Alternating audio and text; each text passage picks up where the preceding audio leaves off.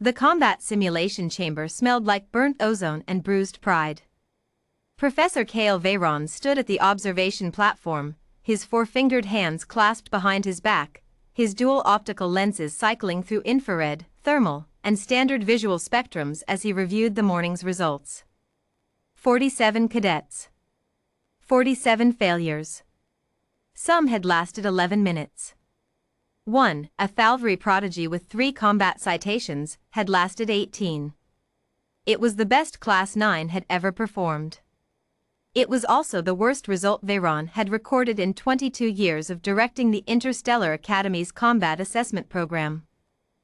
He sighed through his gill slits and pulled up the final cadets file. Ellison, Mara. Species, human. Origin world, Kepler 442b, classification, Deathworld, Tier 4. Veyron had taught humans before. 3, in fact, across his career. They were complicated. Statistically unremarkable in most measurable categories. Average reflexes. Average strength. Average sensory range. The kind of species that looked at an assessment rubric and seemed to place in the middle of every single column. And yet, the Academy kept flagging them. Kept admitting them. Kept watching them. He'd never quite understood why until today. Mara Ellison stepped into the chamber at 0900 hours with a bruise on her jaw she hadn't bothered to explain and a canvas bag slung over one shoulder that she'd been told twice to leave outside. She hadn't left it outside. Veyron had let it go. Procedurally, he should have confiscated it. But something in the way she carried herself, not arrogance, not performance, just a quiet, settled certainty, made him curious enough to watch. The combat assessment was straightforward in concept: survive the chamber for 30 minutes against the Academy's tactical AI, designation Warden, running at 60% capacity. Warden was calibrated for postgraduate warriors. At 60%, it was considered a reasonable but humbling challenge for elite cadets. No Class 9 cadet had ever reached the 30-minute mark. The goal was simply to last, to demonstrate survival instinct, adaptability, and panic management under genuine threat conditions. Veyron activated Warden. He expected Mara Ellison to last maybe 12 minutes. She had no citations. No notable Academy achievements. Her physical scores were solidly average. She'd been flagged once for unconventional problem-solving methodology in engineering principles, which in his experience meant she'd broken something. What happened instead was this. Warden deployed its first engagement wave, 3 tactical drones, standard suppression pattern, at T+4 seconds. Mara didn't run.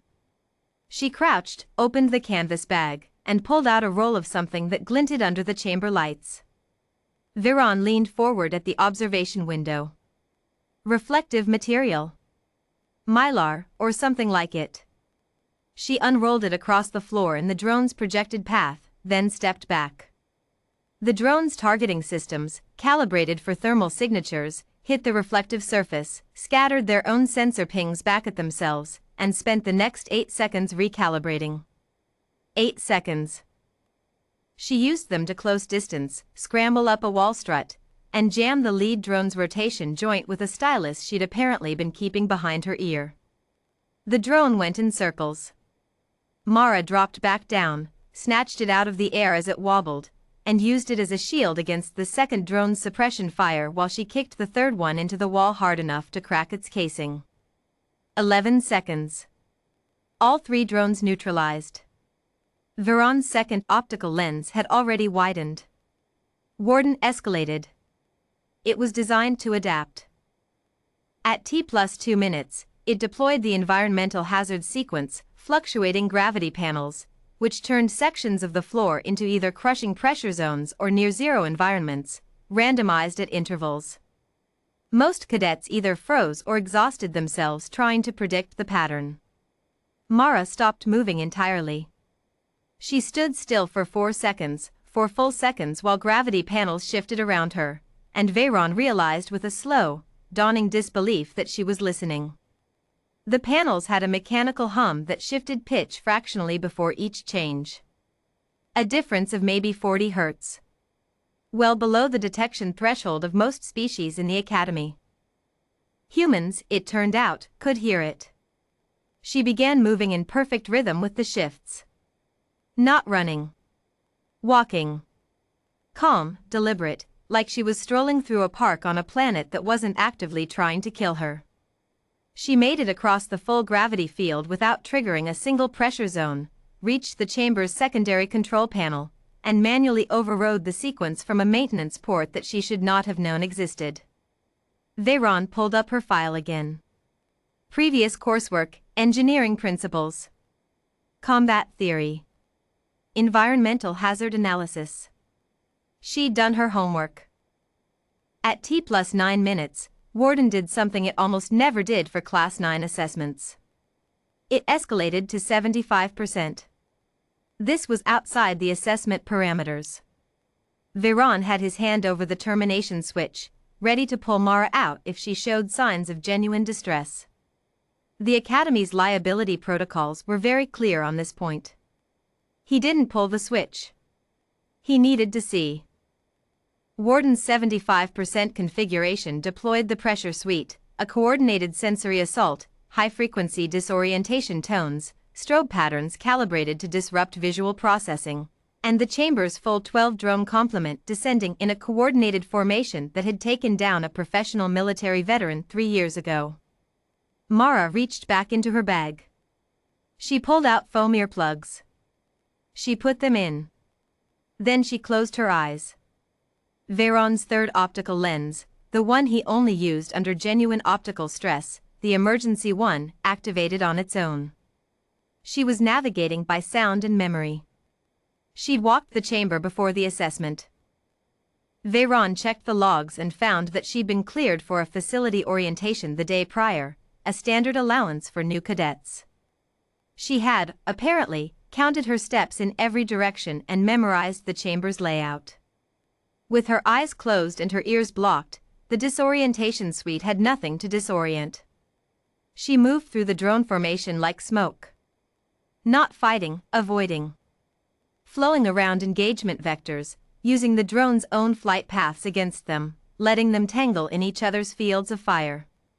When she did engage, it was precise and brutal, joint strikes, power cell removals, redirection of momentum into structural surfaces. At T+19 minutes, 11 drones were down.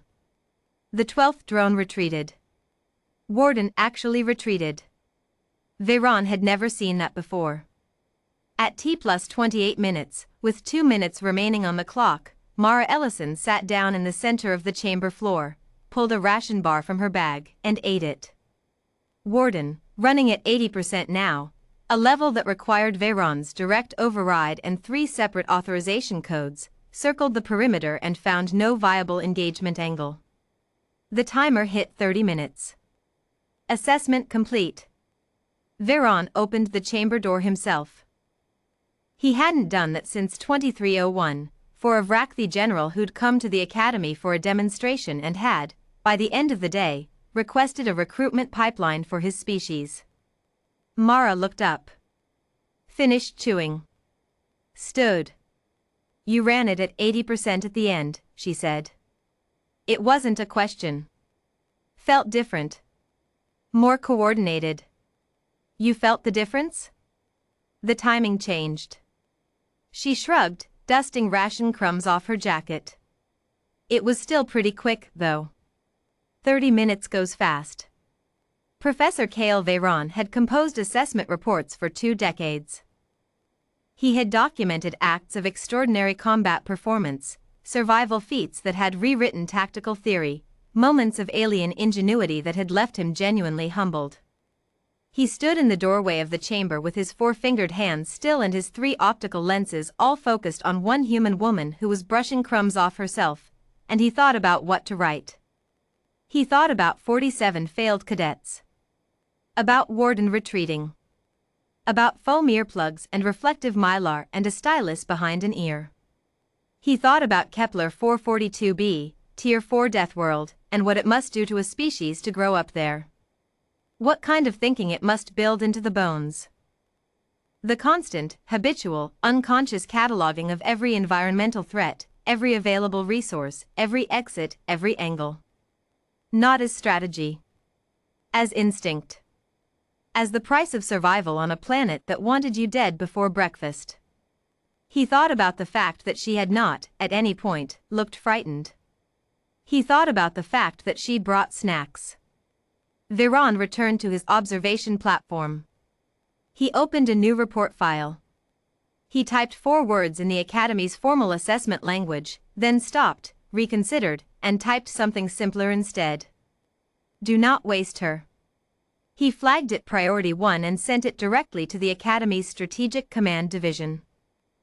Then he went to find out if there were more humans like her at Kepler 442b. There were. There were always more. End.